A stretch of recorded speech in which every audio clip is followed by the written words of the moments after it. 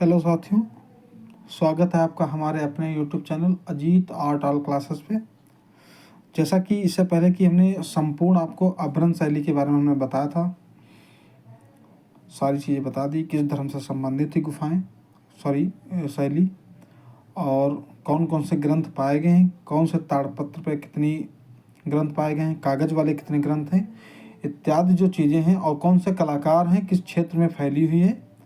ठीक है। और ज़्यादातर आप लोगों को इम्पॉर्टेंट जो है महत्वपूर्ण तथ्य में हमने आपको बता दिया था, और कितने चश्म के चेहरे बनाए गए हैं, ये बहुत इम्पॉर्टेंट है अभ्रंश शैली में, ये याद रखिएगा। ठीक है। तो अभ्रंश शैली के बाद जो आपकी आती है छोटी मोटी एक आपकी थंका शैली आती है, वो आपको हम बाद में बता देंगे। थंका शैली नेपाल, चीन, तिब्बत में फैली हुई थी, वो ज़्यादा महत्वपूर्ण नहीं है। थंका शैली आप नोट कर लीजिए, हम ऐसे बता रहे हैं। थंका शैली नेपाल, चीन, तिब्बत में फैली हुई है। ठीक है। जो ड्रैगन के सांप के आकार का एक झंडा टाइप का बना हुआ होता है, जिसको सपाट कैनवास से कपड़े पर चित्रण करना होता है, उसमें ज़्यादा कुछ नहीं, इसलिए हमने लोगों को बताया नहीं है। ठीक है, उसको नोट कर लीजिए। थंका शैली नेपाल, चीन, तिब्बत का जो ये मुख्य केंद्र था, और मुख्य केंद्र जो उसका था वो तिब्बत ही था। ठीक है। वहाँ पर भगवान बुद्ध से संबंधित ही या तो ड्रैगन या सांप के आकार का जो भी संबंधित एक तरीके का जो वहाँ पे झंडा बनाया जाता था, सपाट कैनवास, जो आप लोग जो कैनवास बनाते हो उसी तरीके के कैनवास बनाया जाता था, उसको थंका शैली के नाम से जानते थे, जो अभ्रंश शैली का रूपांकित नाम था। ठीक है। आज उसी के आगे जो आपकी शैली है, जिसका नाम हम आपको स्क्रीन पे दिख रहा होगा, जिसका नाम है मालवा शैली। ठीक है। जिसका समय 200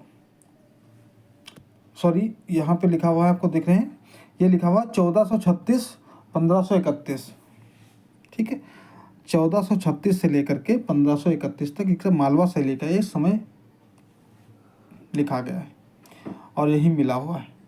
तो आज हम मालवा शैली के बारे में चर्चा करेंगे, और उसके बारे में हम जानेंगे एक एक करके पॉइंट, जो आपकी नई शैली है और बहुत ही मोस्ट है। यहाँ से प्रश्न कई बन के आते हैं, आप लोग एक बार देख लीजिए, ये नोट कर लीजिए या समझ लीजिए। ठीक है।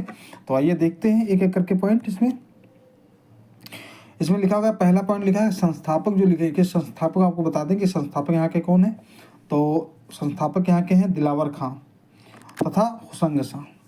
ये दो जो ऐसे शख्स हैं जो इस शैली के यानी कि मालवा शैली के संस्थापक माने जाते हैं, जिनका नाम दिलावर खां है और दूसरा हुसंग शाह। ये याद रखिएगा जरूर, क्योंकि इन्हीं के द्वारा ज़्यादातर इसमें स्थापत्य कला भी बनी हुई है। ऐसा नहीं कि मालवा शैली में सिर्फ चित्रण कार्य हुआ है, बहुतों जगहों पे ऐसा हुआ है कि किले बनाए गए हैं, बहुत जगह पे ऐसा हुआ है कि महल भी बनाए गए हैं।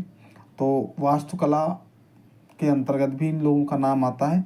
तो संस्थापक का जो नाम है आप लोग याद रखिएगा, एक तो दिलावर खां है, दूसरे आप हुसंग शाह हैं। ठीक है। तो आइए देखते हैं नंबर 1 पे क्या लिखा गया है। नंबर 1 पे लिखा गया है, इसके 2 चरण स्थापित किए गए। ठीक है। इसके 2 चरण स्थापित किए गए हैं। कौन कौन से? नंबर 1 पे देखते हैं। नंबर 1 पे लिखा गया है, प्रथम चरण 15वीं शती से, ठीक है, प्रथम चरण जो है 15वीं शती तथा दूसरा चरण है, दूसरे चरण 16वीं शती। जो पहला चरण आपका है मालवा शैली का, वो 15वीं शती माना गया, और दूसरा चरण जो माना गया है वो 16वीं शती माना गया है। तो अब एरो लगा हुआ है यहाँ पे नीचे 15वीं शती के नीचे, तो उसके बारे में हम जानते हैं पहले 15वीं शती क्या हुआ था। तो 15वीं शती के अंतर्गत एक पॉइंट लिखा गया है यहाँ पे, महमूद शाह के समय में 1439 ईस्वी में कल्पसूत्र की एक प्रतिलिपियाँ बनाई गई। ठीक है। और मांडू में चित्रित की गई। ये बहुत ही ज़्यादा इम्पॉर्टेंट नहीं, बहुत ही ज़्यादा मोस्ट है। ठीक है। अब इसको ध्यान से सुन लीजिए। महमूद शाह के समय में 1439 ईस्वी में कल्पसूत्र की, अब कल्पसूत्र जानते हो किस शैली में हमने बताया था कि कल्पसूत्र की एक रचना हुई थी, आप सभी लोग जानते हो। कल्पसूत्र आपकी अभ्रंश शैली का एक रचना है। ठीक है। कल्पसूत्र की एक प्रतिलिपियाँ बनाई गई और मांडू में चित्रित की, जो कि आप मालवा शैली में भी इसका कार्य हुआ है। ठीक है। 1439 में जो है कल्पसूत्र की प्रतिलिपियां बनाई। मतलब कहने का मतलब ये है कि जो कल्पसूत्र एक ग्रंथ था, जो अपभ्रंश शैली का माना गया, जो चित्र किया गया था वहाँ पे, ठीक है, वो मालवा जो शैली थी उसमें क्या हुआ था कि उसकी सेम कॉपी जिराक्स, प्रतिलिपियां का मतलब होता है जिराक्स, जैसे फोटो कॉपी आप लोग आजकल कराते हो, उसी तरीके का वहाँ पर क्या हुआ था, उसकी जिराक्स कॉपी तैयार की गई थी। ठीक है, कल्पसूत्र ग्रंथ की सेम उसी तरीके का एक ग्रंथ और बनाया गया था, जिसको लिखा गया है कि 1439 ईस्वी में कल्पसूत्र की एक प्रतिलिपियां बनाई गई। ठीक है, जो मांडू में चित्र, और वो स्थान कहाँ था, मांडू में। वहाँ पर इसका कार्य हुआ था कि मांडू में उसके चित्रकार थे मालवा शैली के अंतर्गत, उन्होंने क्या किया, महमूद शाह जो थे उस समय के वहाँ के शासक थे, उनके समय में जो 1439 समय चल रहा था, तो कल्पसूत्र की जो अपभ्रंश शैली की एक मिली हुई ग्रंथ थी, उन्होंने क्या किया था कि अपने कलाकारों से कल्पसूत्र की सेम टू सेम उस तरीके के, उन्होंने कहा था कि इस तरीके की कॉपी आप उतार के दिखाइए। ठीक है, तो वो मांडू में चित्र की है। जैसे आजकल आप लोग कोई भी बुक की कॉपी कराते हो, फोटो कॉपी, उसी तरीके को वहाँ पे प्रतिलिपियाँ बनाई जाती थी। तब उस समय फोटो कॉपी की दुकानें या फोटो कॉपी की मशीनें नहीं थी। ठीक है, इसलिए वहाँ पे प्रतिलिपियाँ बनाई जाती थी। ठीक है, ये समझ गया गया एक पॉइंट। अब दूसरा देखते हैं, नंबर दूसरे पॉइंट पर लिखा गया है, इसमें जैन शैली पर आधारित चित्र हैं। पहले भी बता चुके थे अपभ्रंश शैली में कि ज़्यादातर जो भी काम हुआ है वो पाल शैली को छोड़ करके बाद में जो भी ज़्यादातर कार्य हुआ है वो जैन धर्म से संबंधित कार्य हुआ है। ठीक है, तो जैन शैली पर आधारित चित्र हैं, परंतु बाह्य रेखाएं पतली और टूटी फूटी ना होकर लगातार गढ़ी गई हैं। अब यहाँ पर एक कार्य अच्छा हुआ है कि जैसे कि अपभ्रंश शैली में क्या होता था कि एक मोटाई वाली बराबर रेखाएं होती थी, यहाँ पर क्या हुआ था कि बाह्य रेखाएं पतली और टूटी फूटी ना होकर लगातार गढ़ी गई, मतलब कहीं भी टूटी फूटी नहीं, एक समांतर में एकदम एक मोटाई की रेखाएं बनाई गई हैं। जैसे कि हमने बताया था पिछली वाली अपभ्रंश शैली में कि एक समांतर में मोटाई में बराबर में बिल्कुल रेखाएं बनाई गई, तो उस तरीके यहाँ रेखाएं भी मिली हुई हैं। ये आपका जो है प्रथम चरण 15वीं सदी में इतना कार्य मिला हुआ है। अब हम देखते हैं जो आपका अगला कार्य है द्वितीय चरण में। द्वितीय चरण जो आपका है 16वीं सदी में कौन सा कार्य हुआ है, क्या कारण था कि 15वीं सदी के पहले वो कार्य नहीं हुआ था, तो उसमें हम देखते हैं 16वीं सदी में क्या कार्य हुआ है। तो यहाँ पे नंबर 1 पॉइंट पे लिखा गया है द्वितीय चरण 16वीं सदी, इसमें 1 नंबर का पॉइंट लिखा गया है, फारसी लक्षणों का समावेश इसी चरण से शुरू होता है। अब ये पॉइंट जरूर समझ लीजिएगा कि फारसी क्या है। फारसी का मतलब ये होता है कि ज़्यादातर जो अपने यहाँ इंडिया में कलर नहीं मिलते थे, ज़्यादातर फारस से आयात किए जाते थे। ठीक है, कुछ कलर ऐसे थे जैसे नीला रंग और हरे रंग का प्रयोग अपने इंडिया में नहीं होता था, क्योंकि इंडिया में इसका कहीं भी प्रचलन नहीं था। तो ज़्यादातर आयात जो होता था वो फारस, जिसको आजकल हम लोग ईरान बोलते हैं। ठीक है, इसलिए यहाँ पे लिखा गया है फारसी लक्षणों का समावेश इसी चरण से शुरू होता है, यानी कि 16वीं सदी से शुरू होता है। ठीक है, उसके आगे लिखा गया है इसी चरण से मालवा शैली एक नई शैली के रूप में उभर कर सामने आती है। क्योंकि जानते हो जब फारसी शैली का यहाँ पे समावेश होता लक्षणों का, तो जाहिर सी बात है कि यहाँ पे नए रूप में एक नए तरीके से और नए रंगों में आपको एक शैली मिलती है। तो वहीं पे लिखा गया है कि इसी चरण से मालवा शैली एक नई शैली के रूप में उभर के सामने आती है। ठीक है, अब हम नंबर 2 देखते हैं, इसका पॉइंट क्या है। नंबर 2 लिखा गया है कवि सादी की बुस्तान वाली कृति। नंबर 2 पे देख लीजिए पॉइंट लिखा हुआ है कवि सादी की बुस्तान वाली कृति हाजी महमूद, ठीक है, चितेरे ने। अब चितेरे का मतलब होता है चित्रकार, ये चितेरे का मतलब होता है चित्रकार, याद रखिएगा, क्योंकि चितेरे वर्ड है चित्रकला के अंतर्गत इसका नाम रखा गया है। चित्रकला के अंतर्गत नाम चितेरे ही चलता है। बाहरी जो भाषा में हिंदी भाषा में प्रयोग करते हैं उसका चित्रकार ही नाम होता है। तो यहाँ पे लिखा गया है कवि सादी की बुस्तान वाली कृति हाजी महमूद चितेरे ने सुल्तान नादिर शाह के लिए तैयार की थी, जो अब नगमा में संग्रहित है।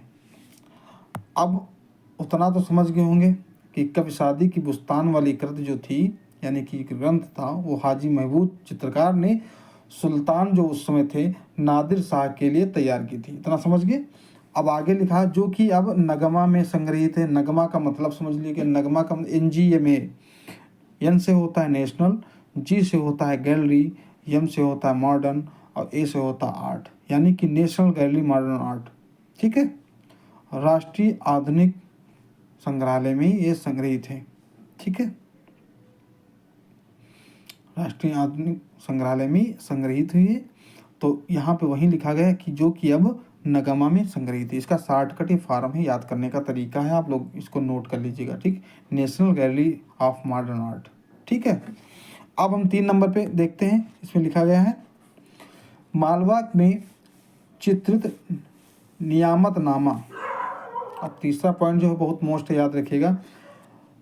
मालवा में चित्रित नियामतनामा पाक शास्त्र ग्रंथ है जिसमें नादिर शाह के पिता, ठीक है, जो नादिर शाह के पिता थे उसका नाम था गयासुद्दीन के पसंदीदा पकवान की व्याख्या की गई, जो यह ग्रंथ इंडिया ऑफिस लाइब्रेरी लंदन में संग्रहित है।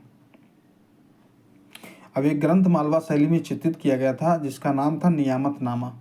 ठीक है, जो उस समय का शासक था जिसका नाम था नादिर शाह, उसने अपने पिता जो थे उसके अपने गयासुद्दीन के अपने पिता के लिए एक पसंदीदा पकवान के, मतलब उसमें उनके अपने पिता के पसंदीदा पकवान कितने क्या थे, कौन क्या उनको पसंद था खाने में, उसके लिए एक ग्रंथ चित्रित करवाया था कि कौन सा खाना इनको पसंद है। तो उसका नाम था नियामतनामा, जिसको पाक शास्त्र के नाम से जाना जाता है, जो इस समय यह ग्रंथ जो है इंडिया ऑफिस लाइब्रेरी लंदन में संग्रहित है। ठीक है, तो ये क्वेश्चन कभी कभी आ जाता है कि नियामतनामा किसने चित्रित करवाया है या किसने बनवाया है। तो याद रखिए कि नादिर शाह जो थे उन्होंने अपने पिता के गयासुद्दीन के पसंदीदा पकवान के, और ये भी पूछ लेते हैं कि किस लिए है, पकवान के लिए या जीवनी के लिए इत्यादि चीज़ों के लिए, बहुत सारे उसमें ऑप्शन आते हैं चारों में। तो याद रखिए कि ये पकवान के लिए ही बनाया गया है। ठीक है, ये नियामतनामा जो आपका है ये पकवान के लिए ही बना हुआ है ग्रंथ। ठीक, ये तो आपकी बात होगी मालवा शैली के अंतर्गत जो भी ग्रंथ बनाए गए थे। अब हम महत्वपूर्ण तथ्य में देख लेते थे। तो महत्वपूर्ण तथ्य में पहला पॉइंट जो लिखा गया है वो लिखा गया है मांडू मध्यकाल में चित्रकला का प्रमुख केंद्र था। सभी लोग जानते हो, इसमें बताने की कोई नई बात है ही नहीं। मांडू जो था वो मध्यकाल में चित्रकला का प्रमुख केंद्र माना जाता था और माना गया है, ये हमेशा ही रहेगा। ठीक है, इसमें कुछ नई बात नहीं, ये तो आपको लिख दिए हैं। ठीक है, दूसरा हम देखते हैं पॉइंट इसमें, रानी रूपमती का महल जो है मांडू मालवा में स्थित है। ठीक है, रानी जो रूपमती थी उनका महल जो है मांडू मालवा में स्थित है। ठीक, तीसरा पॉइंट लिखा गया है मांडू का शासक जो था सुल्तान बाज बहादुर शाह अत्यंत कला प्रेमी था। ठीक है, हमने भी इससे पहले जो उल्लेख किया था कि जो वहाँ का शासक था सुल्तान बाज बहादुर शाह, वो अत्यंत ही कला प्रेमी था और उसने इतना ज़्यादा था कि हर जगह वो ज़्यादातर कहीं भी जाता था तो अपने कलाकारों को साथ में लेकर के जाता था कि कहीं भी कोई चीज़ अगर अच्छी लग जाती तो उसको तुरंत उसको चित्रण या उसकी प्रतिलिपियाँ बनवा लेता था। ठीक है, अगला 4 नंबर पे लिखा गया है गोलाई लिए आकाश में लहराते बादल बनाए गए, क्योंकि जब भी बाहर जाता था कहीं भी कुछ भी काम करता था उसको अगर कुछ भी अच्छा लग जाता था, बादल में पक्षी उड़ रहे हैं तब भी उसका आकृति उसकी बनवा लेता था किसी भी कलाकार के। उसके दरबार में बहुत सारे कलाकार थे। ठीक है, तो इस तरीके से उसने अपने कलाकारों से गोलाई लिए आकाश में लहराते बादल बनाए गए हैं, इस तरीके का भी चित्रण कार्य हुआ है। आगे हम देखते हैं नंबर 5 पे लिखा गया है समुद्री हरा वाली पृष्ठभूमि बनाई गई। हाँ, ये एक नई चीज़ मिली है। आजकल की जो डेट में आप लोग देखेंगे पृष्ठभूमि ज़्यादातर आपको लाइट ब्लू, जिसको हम या तो कह सकते हैं कि आकर, इस तरीके की, लेकिन यहाँ पे क्या है समुद्री हरा वाली, जिसमें हमने आप लोगों को बताया था नीला हरा मिला करके जो समुद्री हरा बनता है उस तरीके का यहाँ पर हरा बनाया गया है। पृष्ठभूमि जो है यहाँ की वो समुद्री हरा की तरीके से दर्शाई गई। तो एक नई चीज़ है, इसको याद रखिएगा। ठीक है, पूछ लिया जाए कि मान लो कि किस शैली के अंतर्गत समुद्री हरा वाली पृष्ठभूमि बनाई गई है तो कौन सी शैली है, तो याद रखिएगा मालवा शैली है। ठीक है, समुद्री हरे वाली जो आपकी पृष्ठभूमि है वो मालवा, इसके अलावा कहीं भी समुद्री हरे वाली पृष्ठभूमि नहीं बनाई गई। तो ये क्वेश्चन बहुत ही इंपॉर्टेंट होगा, हो सकता भी है और आ भी सकता है, इसका कोई ज़रूरी नहीं कि पूछा भी ना, क्योंकि जो यूनिक चीज़ें होती हैं याद रखिए, बाकी चीज़ें आप लोगों को समांतर मिलती रहती है। कि जैसे मान लो एक दो शैली में क्या होता है कि पाल शैली, बरहन शैली समय सवा चश्म चेहरे मिले हो तो उसको पूछना असंभव है, क्योंकि सभी लोग जानते हैं कि सवा चश्म चेहरे मिले ही मिले हैं तो याद रहेगा। लेकिन कुछ यूनिक चीज़ें होती हैं उनको पूछना अनिवार्य रहता है। जैसे मान ली पूछ लिया गया कि किस शैली के अंतर्गत पृष्ठभूमि जो है समुद्री हरे के जैसे प्रतीत होती है, तो कौन सी शैली है? तो याद रखिएगा ये आपकी मालवा शैली है। यहाँ से एक ही दो क्वेश्चन बनेंगे, बहुत ज़्यादा तो एक या दो, इससे ज़्यादा क्वेश्चन नहीं आएगा। याद रखिएगा मालवा शैली से ज़्यादा क्वेश्चन नहीं उठेंगे, तो इसमें से एक ही दो क्वेश्चन उठेंगे जो आपको इम्पॉर्टेंट हमने बता दिया है। और अगर किसी को कहीं भी कोई कन्फ्यूजन हो, कुछ भी पूछना हो, तो तुरंत हमें आप कमेंट बॉक्स में कमेंट कर दीजिएगा, हम आपका जवाब ज़रूर देंगे। ठीक है, और लोगों को वीडियो ज़रूर शेयर करिए और ज़्यादा से ज़्यादा लोगों को जुड़वाइए। ठीक है, लाइक करिए और लोगों को शेयर करिए। ठीक है, और किसी को अगर कोई भी डाउट हो, कहीं भी कुछ ना समझ में आए तो कमेंट बॉक्स में कमेंट जरूर करिए।